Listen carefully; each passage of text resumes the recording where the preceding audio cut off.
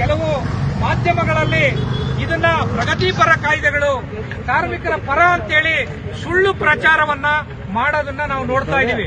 ಮಾಧ್ಯಮಗಳನ್ನ ಸರ್ಕಾರಗಳು ಮತ್ತು ದೊಡ್ಡ ದೊಡ್ಡ ಕಾರ್ಪೊರೇಟ್ ಕಂಪನಿಗಳು ನಿಯಂತ್ರಣ ಮಾಡ್ತಾ ಇರೋದ್ರಿಂದ ಅಲ್ಲಿ ಇದ್ರ ಬಗ್ಗೆ ಇದು ಜನಪರ ಇದೆ, ಕಾರ್ಮಿಕರ ಪರ ಇದೆ ಅಂತ ಸುಳ್ಳು ಮಾಹಿತಿಯನ್ನ ನೀಡಲಾಗ್ತಾ ಇದೆ. ಇನ್ನು ಮುಂದೆ 7ನೇ ತಾರೀಕು ಒಳಗಡೆ ಕಾರ್ಮಿಕರಿಗೆ ಸಂಬಳ ಬಂದ್ಬಿಡುತ್ತೆ ಕಾನೂನಿನಡಿ ಅಂತ, ಇದು ಒಂದು ಬೋಗಸ್.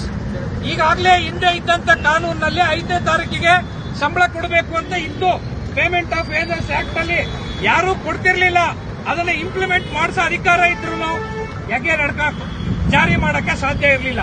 ಕಾರ್ಮಿಕ ಇಲಾಖೆಗೆ ಅಧಿಕಾರ ಇದ್ರೂ ಅವರು ಮಾಡ್ತಾ ಇರಲಿಲ್ಲ. ಎಲ್ಲಿ ಒತ್ತಡ ಇರುತ್ತೆ, ಎಲ್ಲಿ ಯೂನಿಯನ್ ಒತ್ತಡ ಮಾಡ್ತಾರೆ, ಅಲ್ಲಿ ಮಾತ್ರ ಮಾಡ್ತಾ ಇದ್ರು. ಅದನ್ನ ಈಗ 7ನೇ ತಾರೀಕಿಗೆ ಸಂಬಳ ಕೊಡ್ತಾರೆ, ಅದೊಂದು ಬಹಳ ಒಳ್ಳೇದು ಅಂತೇಳಿ ಎಲ್ಲ ಬೋಗಸ್ ಹೊಡಿತಾ ಇದ್ದಾರೆ. ನೋಡಿ ಸ್ನೇಹಿತರೆ, ಕೈಗಾರಿಕೆಗಳಿಗೆ ಮುಚ್ಚೋದಕ್ಕೆ, ನೋಡಿ ಇಲ್ಲಿ ಕೈಗಾರಿಕೆ ತೆರೆಯೋದಕ್ಕಲ್ಲ, ಕೈಗಾರಿಕೆ ಮುಚ್ಚೋದಕ್ಕೆ ಬೇಕಾದ ಯೋಜನೆಗಳನ್ನ ಕಾರ್ಮಿಕ ಸಂಹಿತೆಯಲ್ಲಿ ಸೇರಿಸಿದ್ದಾರೆ. ಮುಂಚೆ ಒಂದು ಕೈಗಾರಿಕೆ ಮುಚ್ಚಬೇಕು ಅಂದ್ರೆ ಕೈಗಾರಿಕೆಯಲ್ಲಿ 100ಕ್ಕಿಂತ ಜಾಸ್ತಿ ಕಾರ್ಮಿಕರು ಇರ್ತಾರೆ, ಅದಕ್ಕೆ ಅವಕಾಶ ಇರ್ತಿರ್ಲಿಲ್ಲ. ಸರ್ಕಾರದ ಅನುಮತಿಗೆ ತಗೋಬೇಕಿತ್ತು, ಅನುಮತಿ ತಗೊಳ್ಳದೇನೆ ಮುಚ್ಚೋದಕ್ಕೆ ಸಾಧ್ಯ ಇರಲಿಲ್ಲ. ಈಗ ಅದರ ಮಿತಿಯನ್ನು ಏನ್ ಮಾಡಿದ್ದಾರೆ, ಅದರ ಮಿತಿಯನ್ನ 300ಕ್ಕೆ ಏರಿಸಿದ್ದಾರೆ. 300ಕ್ಕೆ ಅದರ ಮಿತಿ ಏರಿಸಿದ್ದಾರೆ ಅಂದ್ರೆ ವಾಸ್ತವದಲ್ಲಿ ಇದರ ಅರ್ಥ ಏನು? ಈಗ ಇಲ್ಲಿ ಇತ್ತೀಚೆಗೆ ನಮ್ಮ ಚಾಮರಾಜನಗರದಲ್ಲಿ ಕೆಲವು ಕೈಗಾರಿಕೆಗಳು ಬಂದಿದೆ.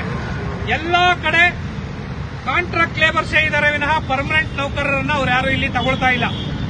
500, 600, 800 ಜನ ಕಾರ್ಮಿಕರಿದ್ದಾರೆ, ಪರ್ಮನೆಂಟ್ ನೌಕರರಿಲ್ಲ. ಆದ್ರೆ ಅಲ್ಲಿ ಪರ್ಮನೆಂಟ್ ನೌಕರರ ಸಂಖ್ಯೆ 100 ಜನ, 50 ಜನಕ್ಕೆ ಇಟ್ಕೊಂಡಿದ್ದಾರೆ. ನಾಳೆ ಆ ಕಂಪನಿ ಪರ್ಮನೆಂಟ್ ನೌಕರರು 300ಕ್ಕಿಂತ ಕಡಿಮೆ ಇದೆ ಅನ್ನೋ ನೆಪ ಹೇಳಿ ಯಾವತ್ತು ಬೇಕಾದರೂ ಮುಚ್ಚಿಬಿಡಬಹುದು.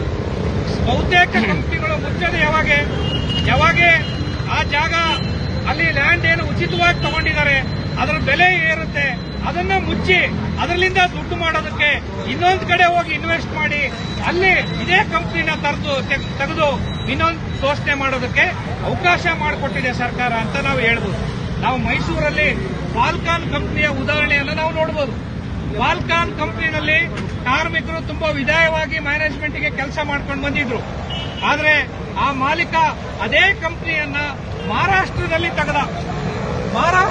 ತೆಗೆದುಬಿಟ್ಟು ಇಲ್ಲಿ ಪರ್ಮನೆಂಟ್ ಇರೋ ನೌಕರರನ್ನ ಕಿತ್ಬಿಸಾಕಿ ಅಲ್ಲಿ ಎಲ್ಲ ಕಾಂಟ್ರಾಕ್ಟ್ ನೌಕರರನ್ನ ನೇಮಕ ಮಾಡಿಕೊಂಡ.